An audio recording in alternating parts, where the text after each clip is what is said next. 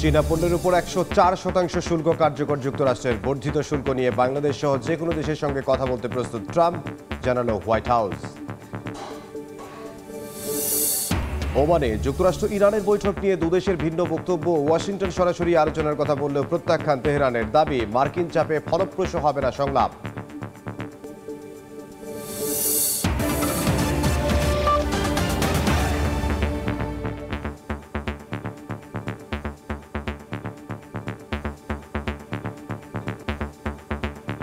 আন্তর্জাতিক সময়ের সঙ্গে আছি ইমদাদুল হক। নতুন মাত্রা পেল যুক্তরাষ্ট্র চীনের বাণিজ্য যুদ্ধ। চীনের উপর দ্বিতীয় দফায় আরও 50% শুল্ক আরোপ করেছে যুক্তরাষ্ট্র।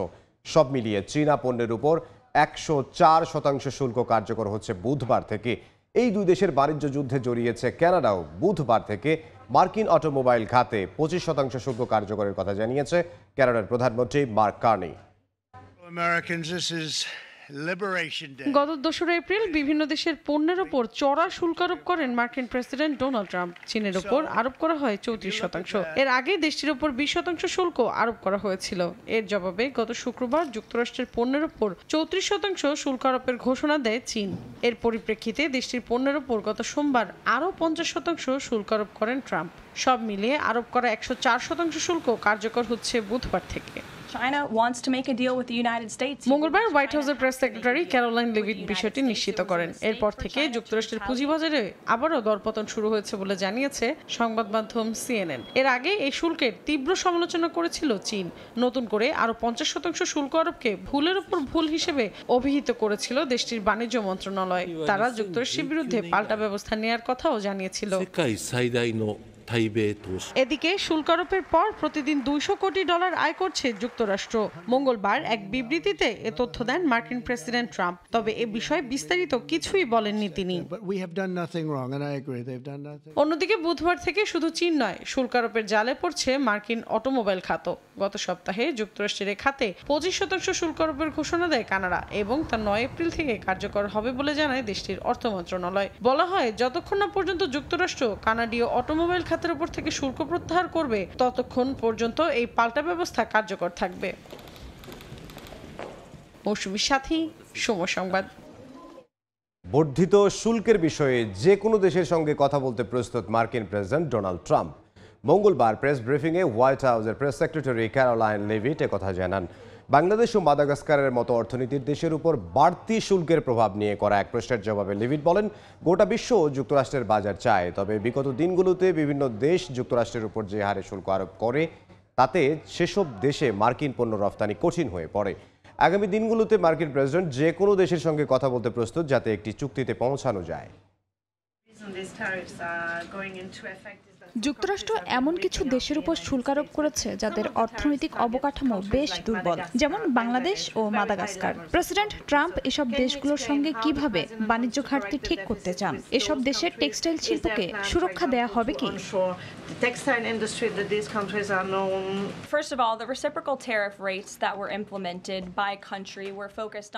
বিভিন্ন দেশ এতদিন যুক্তরাষ্ট্রের উপর আর্থিক ও অ-আর্থিক নীতি দ্বারা বাণিজ্য বাধা তৈরি করে রেখেছিল, যা দীর্ঘ সময় ধরে কার্যকর থাকায় যুক্তরাষ্ট্রের পক্ষে এসব দেশে রফতানি করা কঠিন হয়ে পড়ে। ভবিষ্যতের দিকে তাকিয়ে প্রেসিডেন্ট যে কোনো দেশের সঙ্গে কথা বলতে প্রস্তুত। যে দেশ ফোন করবে সে দেশের প্রশাসনের সঙ্গেই কথা বলবেন তিনি। বাণিজ্য চুক্তি করতে এরই মধ্যে অনেক দেশ যোগাযোগ করেছে।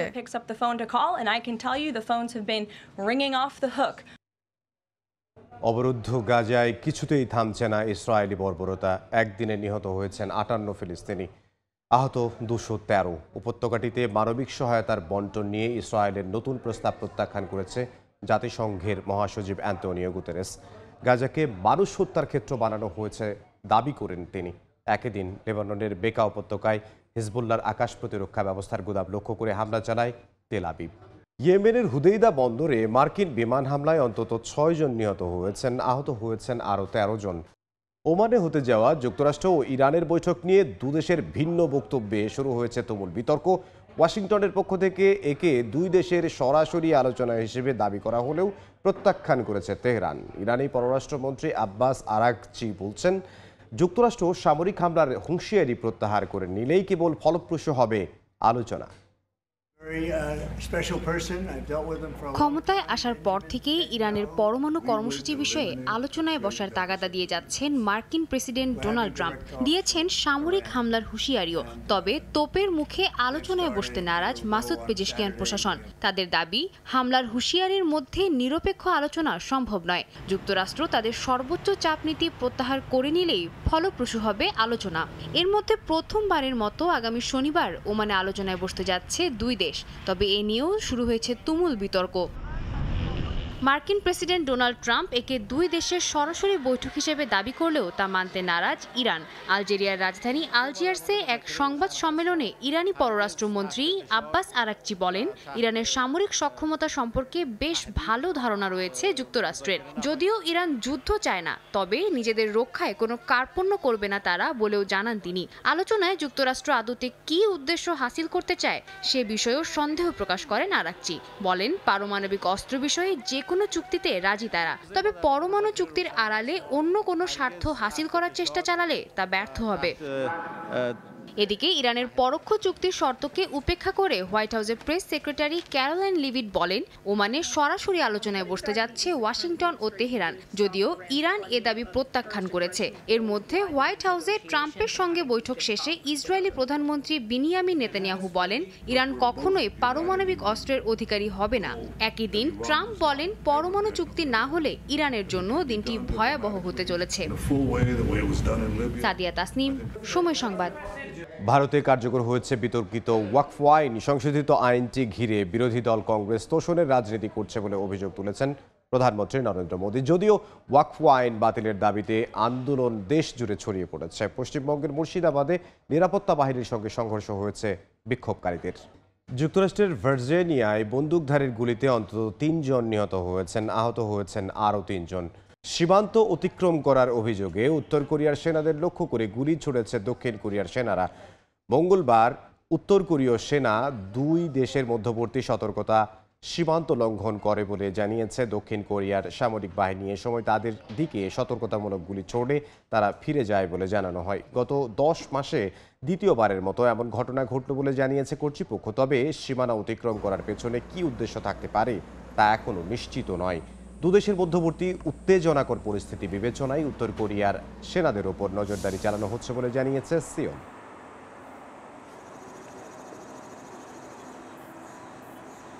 ইউক্রেনের দোনেৎস্ক অঞ্চলে 2 চীনা সেনাকে আটক করেছে দেশটির সেনাবাহিনী। তারা রাশিয়ার হয়ে লড়াই করছিল বলে অভিযোগ করেছেন প্রেসিডেন্ট ভলোদিমির জেলেনস্কি। তবে এ বিষয়ে এখনও কোনো প্রতিক্রিয়া জানায়নি মস্কো ও বেইজিং।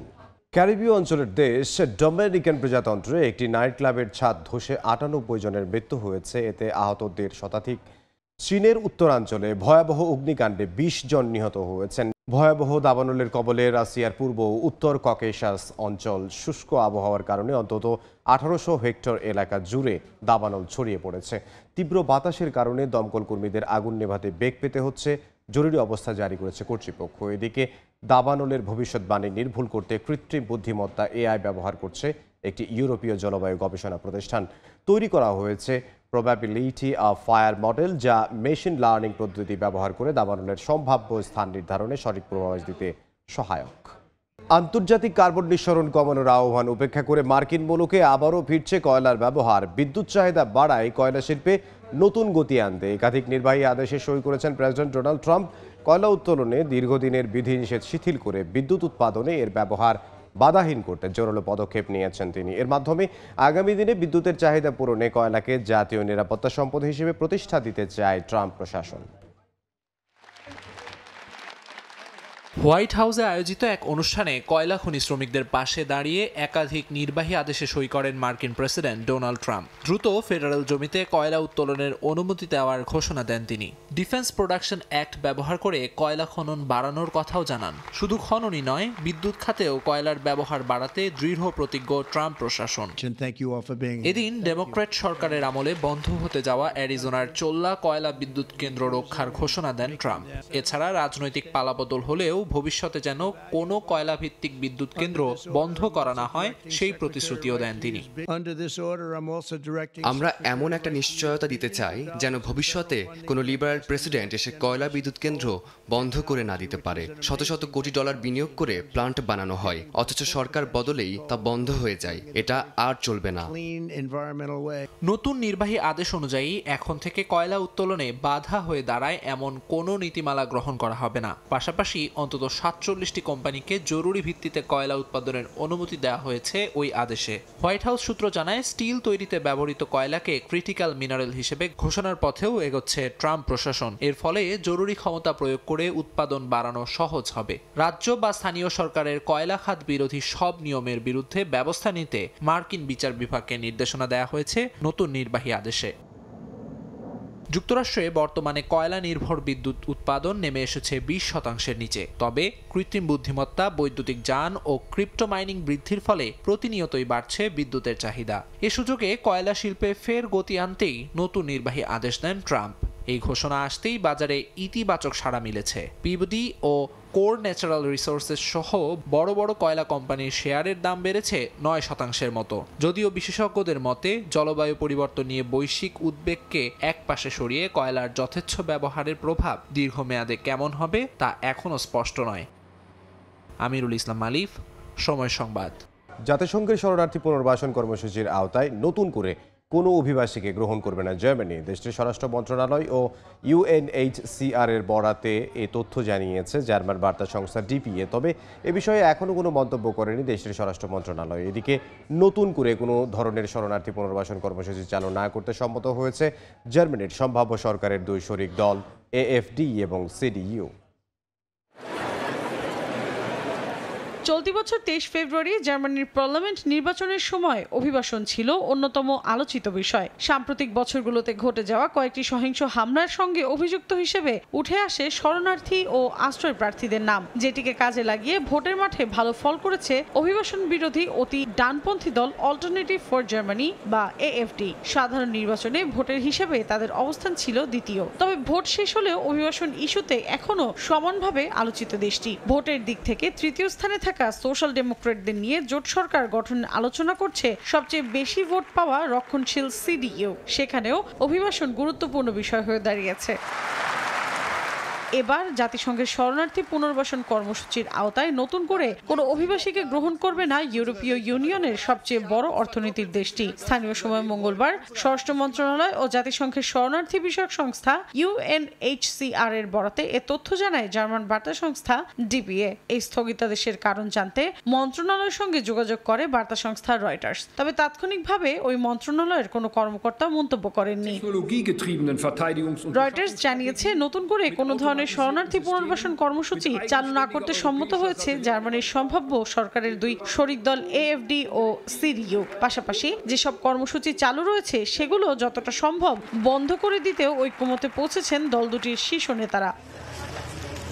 স্বরাষ্ট্র মন্ত্রণালয় জানিয়েছে, ইউরোপীয় ইউনিয়নের পুনর্বাসন কর্মসূচির অংশ হিসেবে চলতি বছর 6560 জন শরণার্থীকে গ্রহণের সিদ্ধান্ত নিয়েছে জার্মানি। এই কর্মসূচির আওতায় সাধারণত মিশর, জর্ডান, কেনিয়া, লেবানন, পাকিস্তান এবং লিবিয়া সহ বিভিন্ন দেশের শরণার্থী বা রাষ্ট্রহীন মানুষদের আশ্রয় দেওয়া হয়। এছাড়া অনিয়মিত অভিবাসন নিয়ন্ত্রণে গত বছর 15 সেপ্টেম্বর থেকে প্রতিবেশী 9টি দেশের সঙ্গে সীমান্ত নিয়ন্ত্রণ শুরু করে জার্মানি। এবছরের 15 সেপ্টেম্বর পর্যন্ত যা বলবৎ থাকার কথা। মৌসুমী সাথী, সময় সংবাদ। চীনের হুনান প্রদেশের ইয়েজাং কাউন্টি পর্যটকদের জন্য যোগ করেছে এক নতুন মাত্রা। তাদের অভ্যর্থনা জানানো থেকে শুরু করে বিনোদন দিচ্ছে রোবট। এই রোবটের কার্যকলাপ দেখার জন্য ভিড় জমিয়েছেন বিশ্বের বিভিন্ন দেশ থেকে আগত দর্শনার্থীরা। রাস্তার মাঝে রোবটের সঙ্গে মানুষের করমর্দন করার এমন দৃশ্য চীনের হুনান প্রদেশের। নাগরিক ও বিভিন্ন দেশ থেকে আসা পর্যটক ও দর্শনার্থীদেরকে এভাবেই বিনোদন দিয়ে যাচ্ছে মানব ও কুকুর রোবটগুলো। কার্যকলাপগুলো দেখার জন্য ভিড় জমিয়েছেন অনেকে। বিশেষ রোবট অত্যাধুনিক বেইডু নেভিগেশন সিস্টেম দ্বারা সজ্জিত, যা তাদের পার্কে নিরাপত্তা বজায় রাখতে সাহায্য করে। পর্যটকরা এদের সাথে যোগাযোগ করে তাদের গন্তব্যে সঠিক পথ নির্দেশনা পেতে পারে। এদিকে সামাজিক মাধ্যমে ছবি শেয়ার করার মাধ্যমে এই রোবট আরও বেশি দর্শক আকৃষ্ট করছে। সংশ্লিষ্টরা বলছেন ভবিষ্যতে এই প্রযুক্তি আরও বেশি অঞ্চলে প্রসারিত হলে পর্যটন শিল্পে রোবটের ভূমিকা আরও গুরুত্বপূর্ণ হয়ে উঠবে। হুনান প্রদেশের এই উদ্ভাবন পর্যটন শিল্পে একটি নতুন অধ্যায় শুরু করার পাশাপাশি নিশ্চিত করেছে প্রযুক্তি ও সংস্কৃতির মেলবন্ধন বলেও মনে করছেন তারা। অর্জিতা শেহজিন, সময় সংবাদ। বিশ্বের সবচেয়ে দুর্লভ হীরার প্রদর্শনী হচ্ছে সংযুক্ত আরব আমিরাতের আবুধাবিতে। সোথেবিসের আয়োজনে 8টি হীরা প্রদর্শিত হচ্ছে, যার মূল্য 12,000 কোটি টাকার বেশি। সবচেয়ে আলোচিত মেডিটেরিয়ান ব্লু নামের একটি 10.3 ক্যারেটের নীল হীরা, যার মূল্য 2,000 কোটি টাকার বেশি। ঝলমলে হীরার প্রদর্শনী দেখতে ভিড় জমিয়েছেন বিশ্বের বিভিন্ন প্রান্তের মানুষ। স্থানীয় সময় মঙ্গলবার আবুধাবির বাসাম ফ্রেইহা আর্ট ফাউন্ডেশনে সোথেবিসের উদ্যোগে 2 দিন ব্যাপী এই আয়োজন করা হয়। এতে 12,000 কোটি টাকার বেশি মূল্যের 8টি হীরার সংগ্রহের প্রদর্শনীও করা হয়। সবচেয়ে আলোচিত মেডিটেরেনিয়ান ব্লু নামের একটি 10.3 ক্যারেটের নীল হীরা, যার দামই 2,000 কোটি টাকার বেশি। এই হীরাটিকে বিশ্বের অন্যতম গুরুত্বপূর্ণ নীল হীরা বলে অভিহিত করেছে সোথেবিস। হীরাটির কাটিংও করা হয়েছে সুদক্ষভাবে। প্রদর্শনীতে থাকা মোট 8টি হীরার সম্মিলিত ওজন 700 ক্যারেটের বেশি। সোথেবিসের উত্তর আমেরিকা, ইউরোপ ও মধ্যপ্রাচ্য অঞ্চলের প্রধান কুইক ব্রুনিং জানান, আবুধাবিতে হীরার সংগ্রাহক ও ব্যবসায়ীদের আগ্রহ বিবেচনায় এখানে আয়োজনটি করা হয়েছে। এই হীরাগুলো সাধারণ নয়, প্রতিটি এক কথায় অনন্য।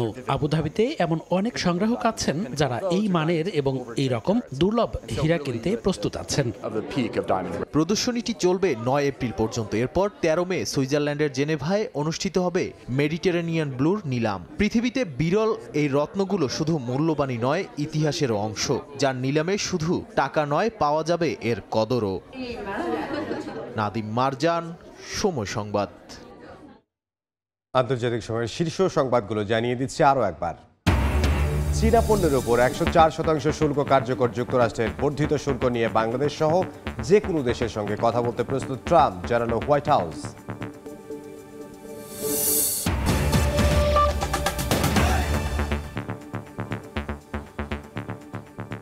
এই ছিল আন্তর্জাতিক সময়ে। সঙ্গে থাকুন সময়ের।